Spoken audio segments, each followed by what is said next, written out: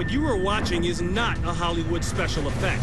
In fact, it was shot more than a half-century ago and considered so historically significant that it's preserved in the United States National Film Registry. 1938. Massive concrete anchors are dropped into Puget Sound, and construction begins on what will be one of the longest suspension bridges in the world.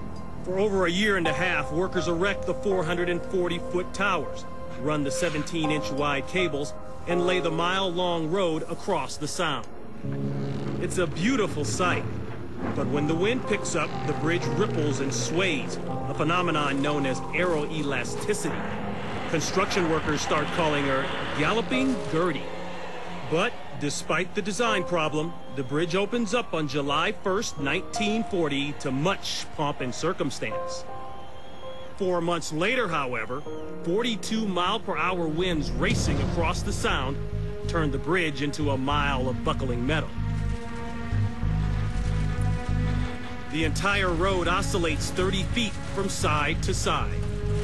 A frightened motorist abandons his car, leaving his paralyzed dog behind. Fearing the bridge will collapse at any moment, a bystander attempts a courageous rescue and ventures out onto the twisted steel. With every contortion, the bridge weakens and the 4,000-ton main cables are stretched to breaking point. Finally, the man reaches the car and tries to save the dog, but time is running out. The bridge starts to break up. He has no choice but to return to safety. Suddenly,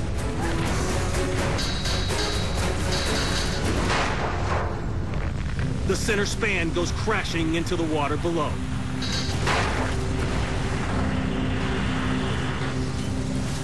Then, several seconds later, another gigantic section drops. The rescuer makes it off the bridge unscathed. Sadly, the dog does not. In the end, Gertie sinks over 30 fathoms to the bottom of the Narrows and goes down as one of the greatest engineering blunders of all time.